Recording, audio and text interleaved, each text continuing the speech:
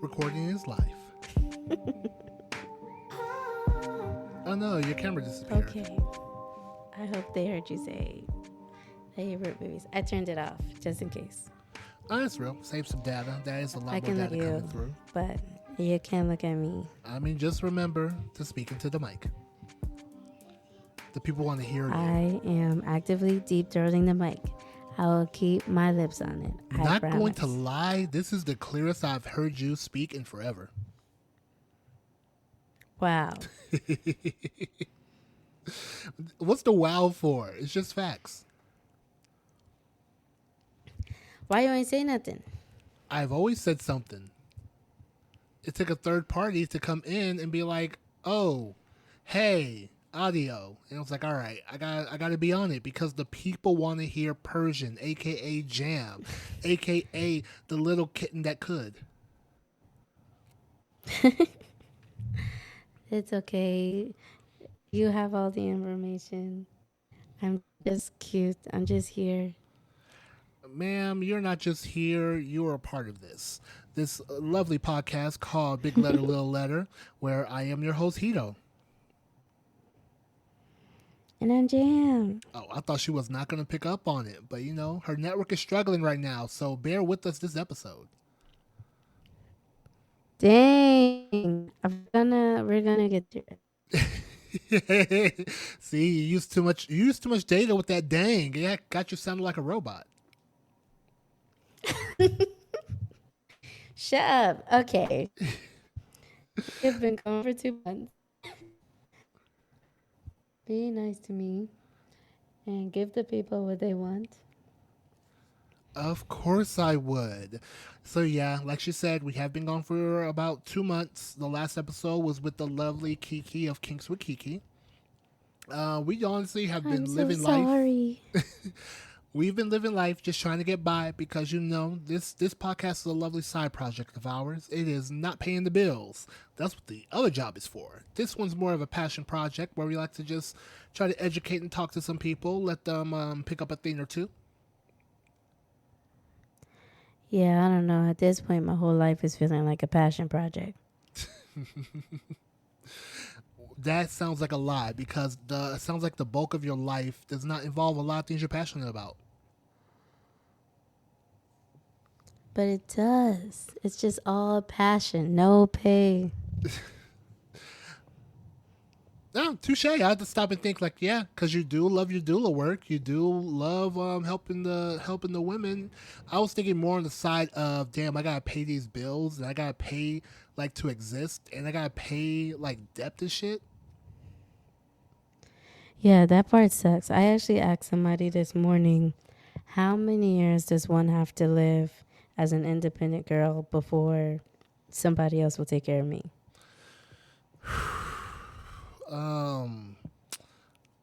What are the odds to win the lottery? That doesn't work. I need some legitimate math. That is legitimate math. That someone has crunched the numbers of the odds to win the lottery, and I feel like it's right around there. You gotta get lucky. You gotta happen upon it sometimes. See, but I don't want to be the one that wins the lottery because I'm still taking care of myself. But I'm talking about the side of the lottery is finding someone to take care of you like that. You can play the lottery. I have yet to because the numbers just keep, every time I look, I'm like, I'm gonna play the lottery. It's like, but the odds are so low. I'm just throwing money away. How do you think it got to $1 billion because a lot of people threw money away? You gotta play to win. That's how you win. That aside, can't win if you don't play. That aside, welcome back to our lovely little podcast, ladies and gentlemen. Honestly, we just been living life. I've just been working. I've been traveling. It's Hoochie Daddy season. Mm-hmm. You know, my Hoochie Daddy shorts are on in full effect because the weather is nice. And I'm trying to like get all the Hoochie Daddy in before the sun comes out in Texas, where then it's just no longer Hoochie Daddy season. It's sweltering season. Then it's stay inside season. It is the where's the AC fan season. Like I have a window of the next like 3, 4 weeks where I could just be outside and not thinking, my God, it's hot. And then once we're in like the crux of June, oh yeah, I know it's gonna hit 100 degrees every fucking day. And that's where brunch at? Oh, it's outside? Oh man, let me go buy one of those fancy fans that sprints me. At least you go outside still, but do you still cuddle? Oh, sorry, you said do I still cuddle? Yeah. Well, that's what the AC and the like 5 fans are for. At least you're still committed to the cause. Look, skin to skin contact. Like, what was it? The love language, physical touch is number 5 out of the 5. Like, I have other higher I priorities, needed to survive. but I do enjoy, a little cuddle, a little holding, a little like using my hands to smack some ass. So A yeah. little cuddle. But no, beyond that, we secured a panel at BlurredCon with another friend that of mine where we're going to be talking Kink 101. And we really do need to work on like how that's going to look because, it's BlurredCon, so I want to make sure we add on the blurry elements along with talking about kink because it would be kind of weird to like go in there like it's a sex conference when really it's just a bunch of nerds that likely did some freaky shit. He's talking about me. I know, it's okay. I'm talking about damn near everybody.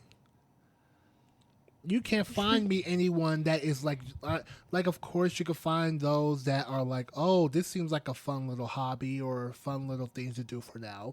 Yes, you'll run into those that are not really cultured in the nerddom, but everywhere else you will find someone that is nerdy about something. It don't have to be the same thing. Like you have some plant nerds, you have some comic book nerds, you have some Japanese nerd. Like you'll have a nerd for something inside of kink. And that's the reason why we do it. It's fun. He's talking about me. He's like, she's not nerdy enough to be a BlurredCon, but I'm going to bring her along anyway. Wow. I did not even say that part. Wow.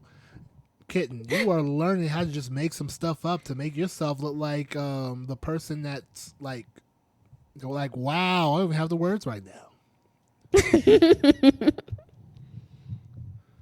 See, you're going to play too much. I'm going to find my ass in Jersey to get my payback. I dare you. Mm-hmm. Anywho, ladies and gentlemen, this week, again, because it's been 2 months, we just pretty much gave you a rundown of what's been going on. Nothing in particular too crazy, Met up at... my birthday happened. Her birthday did happen. What'd you do for your birthday? It was phenomenal. I was really cute. I wore a lot of pink. That sounds like a very, very great look on you. You would know. I would not know because I'm in Texas, but I did see you in Philly. You saw me on my birthday. I did see you. Wait, I didn't see you on. Did I see you? I did see you on your birthday. I keep forgetting. There's so much. You spent my entire birthday weekend with me. Wow. Okay, never mind. Skip it. That never happened. There's so much Woman, if you don't, because I'm mixing up is that lightning? Huh. But no, because there has been a lot that has gone on in the past 2 months. Because I had to stop and really think about like, oh yeah, I've been to New York, I've been to Jersey, I've been to Philly. What else have I done? Like I've been to Houston so many times. I feel like I live there at this point.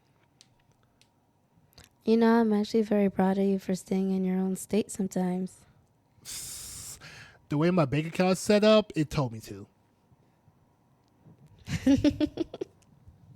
But yes, I was out there for her birthday. Oh, we also got to kick it with Glittersaurus Rex Tiana. We did. See, so again, it's kind of hard to do a recap because there was so much stuff that has went on in the past 2 months. But Scout's honor, we will try to go ahead and get back on our regularly scheduled program because my other podcast, Hitchhiker's Guide to Ethical Non-Monogamy, ENM for short, is gaining a lead in regards to like the episode counts where I'm already at 35 and we're about to get to like 30 on this one. Yeah, it's not right, man.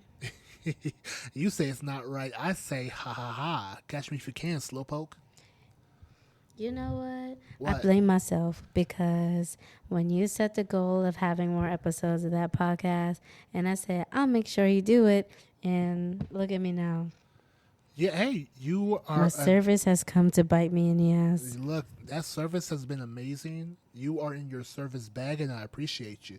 Shit, I forgot about Horror Tour. Jesus Christ, we did a lot.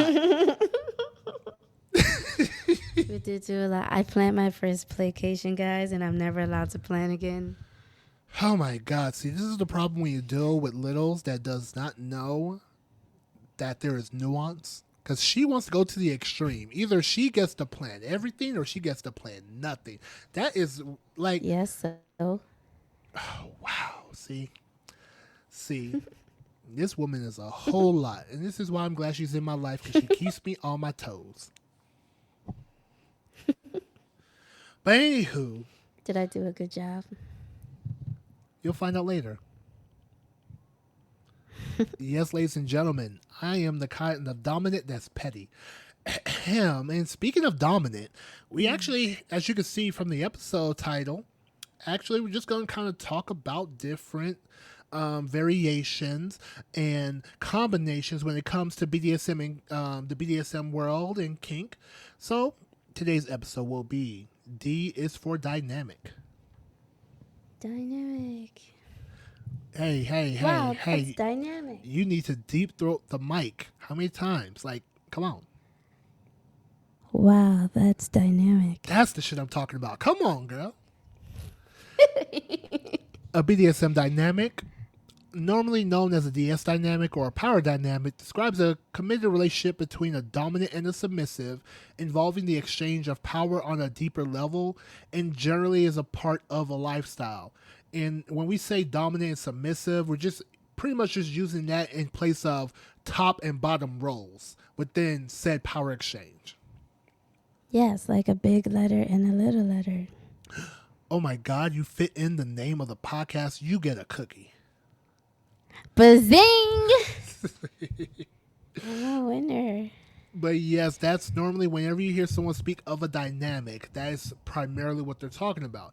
Now, the concept of a dynamic is not limited to just simply BDSM and kink. You'll hear about dynamics in like the polyamorous and non-monogamous circle in regards to how their relationship is established, like how their relationship works. So what we're going to focus on is primarily on the BDSM and kink side of things. Now, Yeah. we do have examples in regards to what dynamics may look like. I'm going to go ahead and throw out the top portion. My lovely co-host, Jam, will go ahead and say the bottom version because, you know, why not? Okay. You ready? Yeah, All right, you deep throating that mic? I am. That's a good girl. Now, dominant, Submissive. top, Bottom. master and or mistress, Slave. rigger, also primarily a rope top, Rope bunny or rope bottom. goddess, Worshipper. sadist, Masochist. daddy or mommy or parent, Little. caregiver, Pet. predator, Prey. tamer. Brat. You said that with some gumption. It's my favorite. Clearly. Now, again, these are just examples of the honestly most well known when it comes to these kind of dynamics. And when we're saying that it's a power exchange, we are primarily talking about control, like who has the control and who gives control to another. That's honestly the reason why you'll hear a lot of dominants talk about how submissives are the ones that have the power in the dynamic because the dominant cannot do anything to said submissive that they don't allow. And then as you go through different variations, a higher tier that leans on the total power exchange 24/7 side of things, that's a little bit more like, wow, y'all really in this shit, is that mistress and the master and their slave. Because in that one, it's Yeah. not as simple. It's not as simple as the dom sub role, where it's like, oh, I allow you to do A, B, and C. Dominant, okay, cool. I can only do A, B, and C, and where they get creative using A, B, and C as agreed upon. The slave portion is, I submit completely to you. I will do everything you say. That is the one where it's literally all power is taken. Of course, there should be some kind of safe words or some other like triggers in there that would like make a pause happen if done properly. But beyond that, everything else is Yeah, we should talk about that soon. we will. I know you want to call it something else. We will do that later. But in regards to the exchange of power, same thing, rope top, rope bottom, someone doing the tying, someone being tied up. You'll see various variations of goddesses, or you don't really see God too much because it does kind of fit like the way BDSM evolves is also because we're people. And so, more times than not, especially in a patriarchal society, men are already seen regularly as being gods. Like, you want to be a man, you want to be the person on top. So, that's the reason Wow. why in BDSM, you'll see certain instances where it is primarily women slash queer focused, and it's not as simple as getting a cis hetero man. Like, you won't see a god, oh, I'm a god, give me X, Y, and Z. Because on one side, religious people will come for you. On the other side, you're already at the top. How much higher do you think you can go? I mean, I'm honestly very wary of men who go around calling themselves gods. So yeah, so it's not to diminish the women that are calling themselves goddesses. It's just purely that dynamic and how it's established. It's the reason why when you see femdom, you don't really see men in that range. When you see financial dominance, you don't really see men in that kind of like space because BDSM also does mirror society. That's the reason why the good old cliche is, oh yeah, the CEO of the billion dollar company, he has a mistress that entertains his submissive side. Because just like was it art imitates life, same thing with BDSM and kink. Hmm. No, that's true. You got anything else to add? No, you're making the people think. All right. Well, if that's the case, why don't you go ahead and pull up the questions that you were able to get? Yes, because I did a lot of crowdsourcing for this episode. I feel like it was important to make sure people are being heard and getting their questions answered.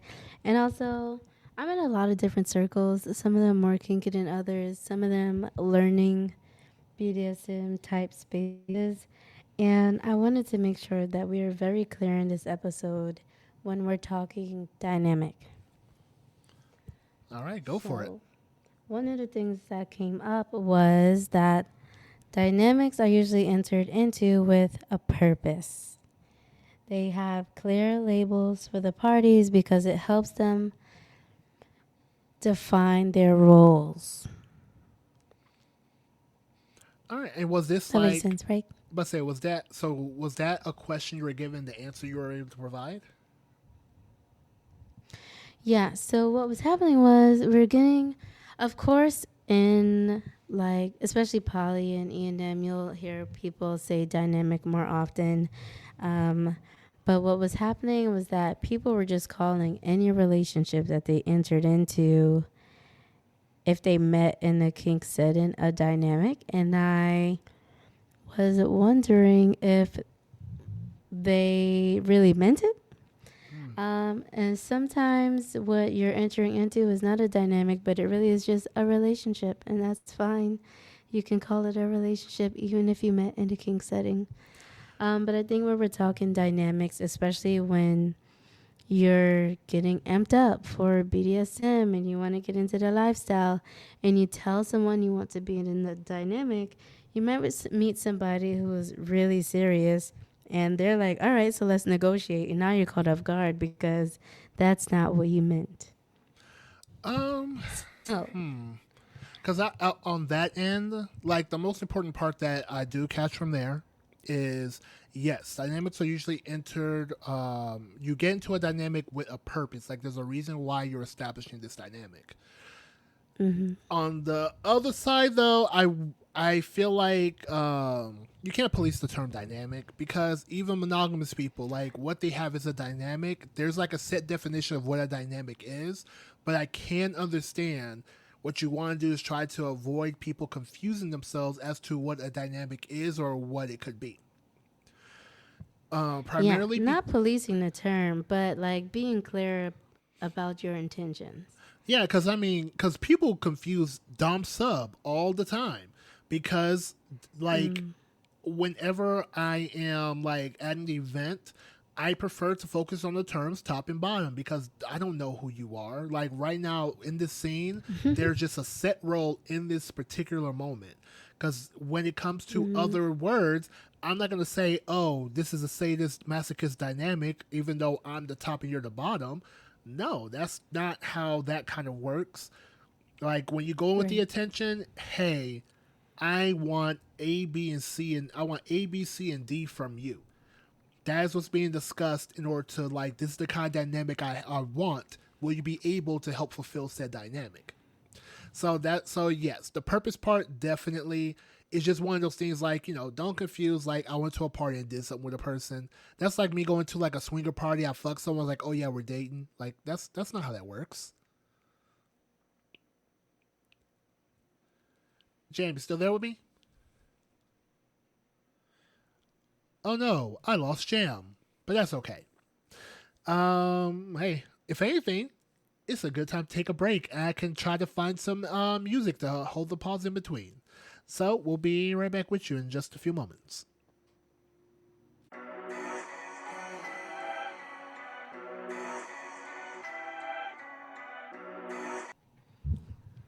The Welcome back, Jam. internet struggle. You said what now? I'm back. I was lost. And now you're found. Don't worry, I already told the people, just a little break while we get you back. But let's go ahead and continue with the next one that you had on the crowdsourced questions. Alrighty. Um. So I guess going off of you enter into dynamics with clear intentions and purpose. The other one was that you shouldn't enter a dynamic lightly. I don't think you should enter into anything lightly, frankly. Agree. But remembering that, especially in a BDSM setting, dynamics involve discussions around consent, boundaries, wants, and needs. And it's not just like one day you say, hey, I want to be in a dynamic, and then you're off and just doing the thing. You should probably have a discussion about what the thing that you're doing. Oh yeah, definitely agree on that. And I feel like others got to recognize that negotiations are ever evolving because, consent is revocable. If there's something within that was discussed the first time, it can be changed at a later time. Like just because they said in the beginning doesn't mean it is the de facto from here on until the end of time. So yeah, that one Right. that's I was reading a book, and the chick in the book was having a hard time her dynamic because she was in like a master slave dynamic, and we'll talk more about it later. But she got into the dynamic at a time when she was working through some trauma, and after she had worked through trauma, she no longer needed the things that they were doing in the dynamic, but she was too scared to tell him. And you have to remember that even in dynamics, a master slave, a total power exchange, there's still room for you to renegotiate the terms. Yep. I always feel like, especially with those 24/7 total exchanges, total power exchanges, there's got to be some fail safes within it because it's kind of hard to tell the intentions of another person unless you know how to read minds. So it's kind of good to have a fail safe in there. Like for me, I can easily gauge, hey, I should only stay within this parameters. The next guy after me, he might not have that same thought. He might just be thinking, I'm gonna keep going until she gives. Like you can't just assume the master in that dynamic is gonna understand, something might be a little off with her. I should probably do something and adjust without or check in on her. Like some people are not like that. Some people can't pick that up. So, yeah. These Mm-hmm. discussions are very important. Very flexible. Dynamics are flexible. Oh, there you go, Jam. Deep throating that mic again. That's what I like to hear. I'm I'm not gonna do it with you. All right, what we got next? All right, so I'm fresh off of the virtual summit, the first ever virtual submissive summit held by Black Redemption Society, run by the subs, me being one of them. And one of the purposes of the summit was that submissives take a deep look into what they mean to them and how they present it to others. And some people choose to go solo while they're exploring these things. It could be a hard transition going from solo to in a dynamic with somebody. The things I've been thinking about is collars. Um, and as a reminder that collars are not always immediately involved when dynamic. Or you can have different kinds of collars if you're starting a BDSM dynamic. Like maybe you start with a play collar, maybe you start with a necklace, maybe you only wear it at certain times. And if you want to know more about collars, you can check out episode 7 Oh, of our most podcast. most definitely. And Um, I will but say, hold up. Don't speed past the bump. mm, There's a reason mm, why there's a bump there. But I just want to go ahead and say in regards to collars, because I do feel like some people treat collars a little too frivolously because yes. it's supposed to be something that is like it's a big deal. It's something that is it's not just simply, oh, I can't wait to be collared. That is the wrong mentality to have. It should be more about, oh, I can't wait to meet a solid dominant, or oh, I can't wait to meet a good master. Like you shouldn't be worried more about the ceremony than the person that you'll be having the ceremony with. Yes. Something that I like to do is I started my own collection of collars, and if I'm playing with people who I might possibly entertain in a dynamic, or just people I want to, have some fun with, my regular tops at an event, I'll let them hold my leash. I have a leash on my collar. Not everybody has a leash with their collar, but I'll let them hold my leash. But in that way, it's still mine, and I'm practicing what it might feel like to give over this kind of power. Is power the word? I would say power or control, Responsibility, control. responsibility, all of it. They all fit.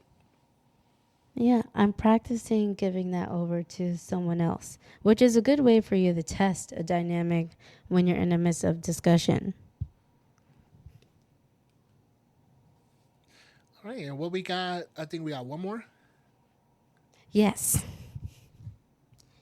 All right. So, I mean, Hito and I say that we are not experts all the time. We're learning just like many of you. I feel like anybody in the lifestyle who says they have nothing to learn, you probably should stop talking to those people immediately. Because even as an experienced kingster, you should still be willing to learn And the excitement of knowing you want to try new things or like get deeper into some previous kinks that you were already doing can attract you to a new partner. So maybe, I don't know, he don't want to learn fire. And Not maybe want he to, I meets, will. Hido's going to learn fire. My God. Hido's going to learn fire. And maybe he meets somebody who loves fireplay, who will always let him practice on them. And he might get really excited and be like, yeah, I'm going to take you on as a bottom because I want to practice fire all the time. But Hito also has to remember that in his discussion, he needs to make sure that this person understands their limits with fire and their boundaries with fire, and that you can't just set yourself on fire every day all the time. Oh yeah, because Okay. the body does got to heal. So Because even as an experienced kinkster, you should still take time to explore the boundaries, abilities, consent, all of that with people. And you're going to do it every time you meet somebody new. Every time you want to enter into a new dynamic with somebody, you're going to need to take your time. most definitely, and honestly, as we were going through this, I did think of a couple others that some people might actually want to make sure they think about. Okay. I would say one thing I was thinking about is make sure you gauge your vanilla relationships with your kinky ones, because there is the idea of, if I can't do this with you, I'd rather go ahead and do it with someone else. But I've heard of like certain people that'll have the conundrum involving, oh, I have like a legit primary partner that, is everything. But then what happens when the dominant wants to say, like, nope, come here at 3 a.m. and do X, Y, and Z? Like, then Lord have mercy. it becomes a power imbalance where who has the charge in this given moment. So it's a very tricky thing in those regards. Yeah, that is. I was saying the second thing, because the way my ADHD brain works, I would definitely forget, because I just forgot and just remembered. Make sure you take time to learn your role in that dynamic. Yes. Because I am a proponent of, I have no problem teaching someone something, but you got to do your own homework, because I could be teaching you the wrong things. Oh my gosh, I was thinking about that the other day. What were you thinking about? I was thinking about how sometimes as a submissive, it happens to me too. It's like, especially as a little, um, you want someone to take care of you so bad that you forget that you have to show them that you know how to take care of yourself. So yeah, that's very important. Yeah, that's very important, because I will stop and think about, like, I have no problem, like, so like I'm a dominant, I'm a top, because I don't care to give up control, but also I don't want to break the trust of someone giving me that control. But I kind of want the person that's giving me that control to know what they are actually giving me, because I don't want them to go into something. I am a Rax kind of consent person, where I need you to know what's going to be involved. Yeah. You know what's really sexy? What will that be? When Hito says, "You're right. I'll try that next time." I don't know everything. I'm a know-it-all that wants to know it all. Like, if I am in the wrong, I will say I am wrong and then learn something new, because I don't want to be wrong 2 times in a row for like the same shit. But yeah, that was just my two, because if, like, the best example I can give, if you want to be a rope bunny, you need to learn how to be a rope bunny, because one of the things that annoys me as I'm doing like rope is someone that moves on their own without me telling them to, and it just throws me off, because they want to pre-turn because of what I'm doing. Like, nah, just stand. You are a statue until I guide you to move. But some people don't know that. Some people just think, oh, I'm doing them a favor by moving a position. Like, no, you're messing up the slack. Where, yeah. So it's just one of those things where it's like, learn the role that you want to be a part of, So that way, it's enjoyable for both parties and the risk is mitigated. Yes. But all right, I love that. This is productive. this I'm glad you brought because Jam's the one that picked this topic, so I'm glad that this was picked because it's one of those things where it's like one of the like basic ground level things, like because my personal experience, I said it, my overall aesthetic is a hedonist. That like once I read the Mm. definition of that term, someone who derives pleasure from providing pleasure, that was me to a T before I even really got into the kink world like that. So that's how even if you look at me on FetLife, hedonist, that'll always be the primary thing there. But in terms of roles, dominant. A dominant bare bottom definition is the person that takes the control from a submissive and acts upon it. That's who I am. I don't care to be bottom. I don't care to be tied up. I don't care to be impacted. I don't care for none of that stuff. But on the other end, I want to provide you with a pleasurable experience with me guiding you on that journey. That's how I end up on being essentially a dominant. Now, there are other dynamic titles that I touch in because I do rope. I am a bit of a sadist. I top. I'm a predator. I don't know how I became this. Yeah, maybe my naturally bratty girlfriend, but yeah, Yes, I'm you a bit do. of a tamer. Well, and Jam too. Hmm. Um, but no, but I see those mainly as secondary because the dominant role just comes a little bit more natural to me. And no, not in the natural sense of masculine energy and blah blah blah. Just more so, I'd rather be trusted with control. And so, yeah, that's just how I go. That's my personal experience with dynamics. I'm just a baby. That was it. No, I'm That was the kidding. statement. I'm just a baby. Got it. That's it. That's my personal experience. I'm a baby. But I don't know. I'm the little letter of this podcast, so I'm a submissive. I won't tell you anything different. I'm not switching. I'm not doing anything else. Um, but my big two are little and kitten, and I know that when I enter into dynamics, people have to be comfortable with those two because I can't seem to shake them no matter what else I'm doing. And I think that's a part of knowing or having a purpose when you enter a dynamic, because if I'm entering into a BDSM specific dynamic and somebody's like, I hate littles and I hate kittens, I probably shouldn't be in a dynamic with that person. Mm-hmm. But I know that the person that I enter into a dynamic with probably needs to be a caregiver or a handler. And of course, I'll have like short period dynamics where I get to focus on one part of myself. You know, like I'm in my service bag. Maybe I meet somebody who enjoys service a lot. I'm learning rope, so I'll get to be a rope bunny a little bit. But um, I think a lot about my ultimate dynamic. um, and it really does. I know that it needs to be someone who identifies as or like can take on the role of a caregiver. And it's definitely going to be a 24-hour, 7-day a week, all the time in your dreams type situation, because that's what I like. I just told you I'm trying to figure out the math on how long I have to be an independent girl before somebody will take care of me. And that I fucks with that.